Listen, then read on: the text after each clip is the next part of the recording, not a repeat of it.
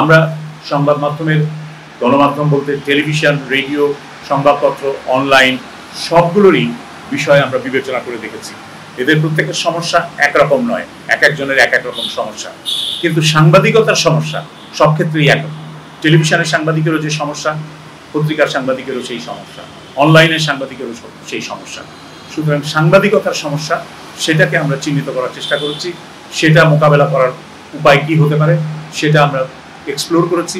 এবং একই সাথে গণমাধ্যমের যে বিভিন্ন মাধ্যমের কথা আমি বললাম, টেলিভিশন, রেডিও, অনলাইন, সংবাদপত্র, সেগুলোরও প্রত্যেকটার ইন্ডিভিজুয়াল সমস্যা কি সেই শিল্পের সেটা আমরা জানার চেষ্টা করেছি এবং সেটা সমাধান খোঁজার চেষ্টা করেছি। সমাধানের ক্ষেত্রে আমি আগেই বলেছি আমাদের অভিজ্ঞতা থেকে আমরা শিক্ষা নেওয়ার চেষ্টা করেছি। একই সাথে ইন্টারন্যাশনাল বেস্ট প্র্যাকটিসেস, আন্তর্জাতিক পর্যায়ে উত্তম চর্চা যেটা, সেটা থেকে আমরা শিক্ষা নেওয়ার চেষ্টা করেছি এবং সেগুলো থেকে বাংলাদেশে কতটা প্রযোজ্য বা প্রয়োগ করা যাবে, অনুসরণ করা যাবে, সেটা বিবেচনায় নিয়েই আমরা এই সুপারিশমালা তৈরি করেছি। এই সুপারিশমালার মধ্যে আমরা দেখেছি যে বাংলাদেশে একটা বড় সমস্যা যে এই গণমাধ্যমে কালো টাকা ঢুকেছে। এই গণমাধ্যমে মালিকানার সমস্যাটা একটা বড় ধরনের সমস্যায় পরিণত হয়েছে। মালিক হয়েছেন কারা আমরা জানি না, কি পদ্ধতিতে তারা মালিক হয়েছেন। মালিক কারা তাদের আমরা চিনি, কিন্তু তারা কি পদ্ধতিতে মালিক হয়েছেন আমরা জানি না। কারণ কোনো প্রকাশ্য, উন্মুক্ত, স্বচ্ছ প্রতিযোগিতার মধ্য দিয়ে টেলিভিশন, রেডিওর লাইসেন্স দেওয়া হয় নাই। অনলাইন পোর্টালের যে নিবন্ধন দেওয়া হয়েছে সেটাও কোনো স্বচ্ছ, উন্মুক্ত, প্রতিযোগিতামূলক পরিস্থিতির মধ্যে দিয়ে বা পরিবেশের মধ্যে দিয়ে দেওয়া হয়নি। এগুলো সবই দেওয়া হয়েছে নেপথ্যে, যোগসাজশে, রাজনৈতিক পরিচয় অথবা অন্য কোনো কারণে। তো সেই কারণে এই শিল্পে যে সংকট, সেই সংকটে মালিকদের যে ভূমিকা, আপনি দেখেন সরকার পরিবর্তনের পরে কিন্তু মালিক পরিবর্তন হয়নি। মালিকরা নেতৃত্বে, নিউজ রুমের নেতৃত্বে পরিবর্তন এনেছেন, সম্পাদকীয় নেতৃত্বে পরিবর্তন এনেছেন। কারণ তারা চাইছেন যে যারা ক্ষমতায় আসতে পারে বা যারা যেই ক্ষমতা, যেই রাজনৈতিক শক্তির উত্থান ঘটছে বলে মনে হচ্ছে, তাদের সাথে এক ধরনের লিয়াজও করা দরকার, যোগ সাজস্য স্থাপন করা দরকার, যোগাযোগ স্থাপন করা দরকার। সুতরাং সেই কারণেই তারা নেতৃত্বে পরিবর্তন এসেছে। কিন্তু এই মালিকদের কাউকে ঘোষণা দিতে হয়নি যে তার যে তিনি যে গণমাধ্যমে বিনিয়োগ করছেন সেই বিনিয়োগের উৎস কি, সেই বিনিয়োগ কি কর প্রদেয় টাকা না কর দেওয়া হয়নি এরকম টাকা, এরকম কোনো কিছুই বলা হয়নি। আমরা দেখেছি টেলিভিশনের লাইসেন্স যারা নিয়েছেন তাদের মিশন স্টেটমেন্ট কি ছিল, মিশন স্টেটমেন্টে কিছুই ছিল না, যা ছিল শুধুমাত্র রাজনৈতিক অঙ্গীকার। আমি আওয়ামী লীগ করি বা আমি আওয়ামী লীগের আদর্শ প্রচার করতে চাই, আমি সরকারের ডিজিটাল ভিশনকে তুলে ধরতে চাই, সে কারণে আমি টেলিভিশন চ্যানেল চাই, এরকমই আবেদনপত্র ছিল। সেখানে জনস্বার্থের কোনো বিষয় ছিল না। তো আমরা মোটামুটি সবকটা টেলিভিশন চ্যানেলের, সবকটা রেডিওর যে অনুমতির জন্য যে আবেদনপত্র, সেগুলো যাচাই করে দেখেছি যে জনস্বার্থ সেখানে কোনো বিষয় ছিল না, ফিলান্থ্রপি বলে কোনো জিনিস সেখানে ছিল না।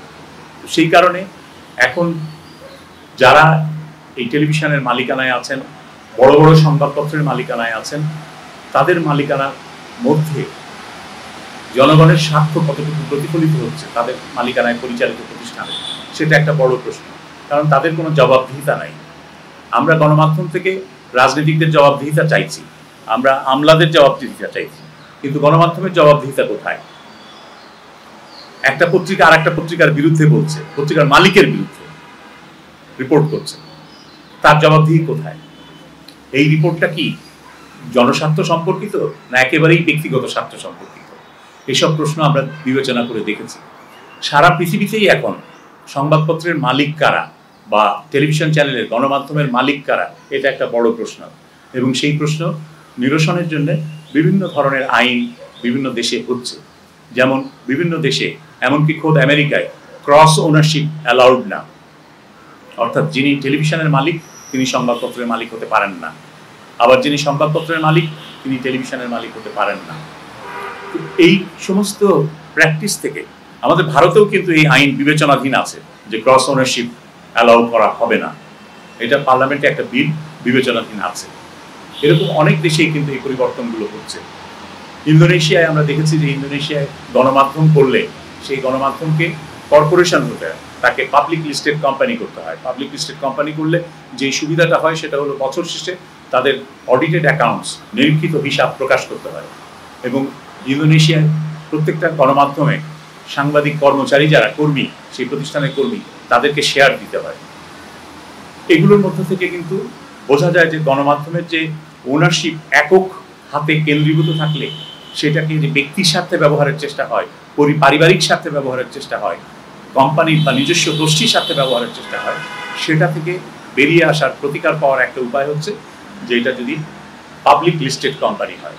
সুতরাং আমরা সুপারিশ করেছি যে বড়, বৃহৎ এবং মধ্যম আকারের যত গণমাধ্যম কোম্পানি আছে তাদের উচিত হবে পাবলিক লিস্টেড কোম্পানি করা, শেয়ার ফ্লোট করা এবং সাংবাদিক কর্মচারীদেরকে তাদের শেয়ারের অংশীজন বানানো, শেয়ার দেওয়া।